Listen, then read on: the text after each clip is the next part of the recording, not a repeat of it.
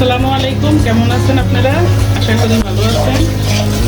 আমি আজকে রান্না করার জন্য ইলিশ মাছের সরিষা ইলিশ রান্না করব। সরিষা ইলিশের জন্য আমি চুলায় কড়াইটা দিয়ে দিচ্ছি। কড়াইয়ের ভিতরে আমি এক এক করে সব মশলাগুলো দিয়ে দিচ্ছি। পেঁয়াজ বাটা, মরিচ বাটা, লবণ, হলুদের গুঁড়ো, সরিষার তেল দিয়ে মশলাটা ভালো মতো কষিয়ে নিচ্ছি। মশলাটা কষানো হয়ে গেলে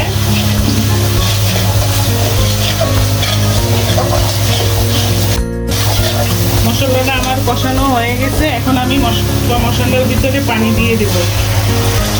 পানি দিয়ে আবার নেড়ে চেড়ে নেব, ভালো মতো কষিয়ে নিব।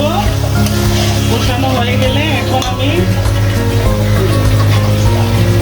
ইলিশ মাছটা দিয়ে দিব। ইলিশ মাছের ভিতরে আমার মাছটা অনেক বড় ছিল। মাছটা 1.5 কেজি থেকে অনেক বেশি ছিল, ওয়েট 1.5 কেজির থেকেও বেশি ছিল। আর মাছটার ভিতরে আমি লবণ আর হলুদ মাখিয়ে 15 মিনিট ম্যারিনেট করে রেখে দিয়েছি। এখন আমি মাছটা মশলার ভিতরে দিয়ে দেব।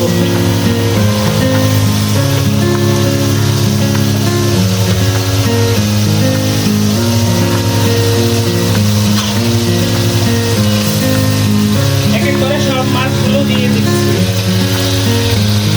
এখন আমি উল্টিয়ে পাল্টিয়ে দেব।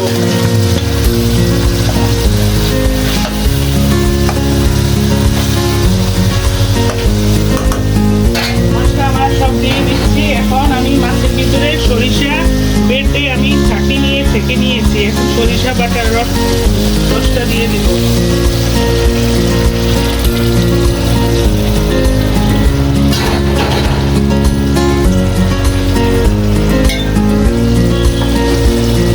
নেড়ে চেড়ে এখন ঢাকনা দিয়ে ঢেকে দেব।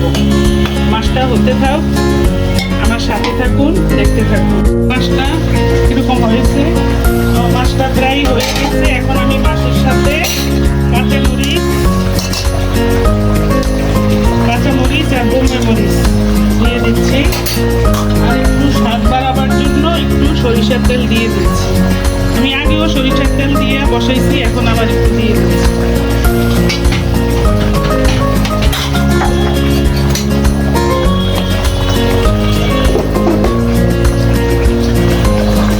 মাছটা আমার হয়ে গিয়েছে। এখন আমি চুলাটা বন্ধ করে দেব।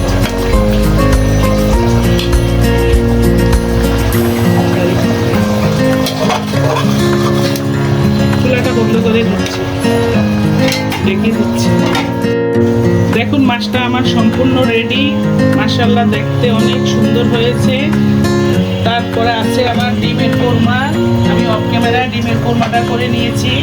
এখানে আছে আমার পোলাওটা রান্না করছি, তাও অফ ক্যামেরায় দেখুন।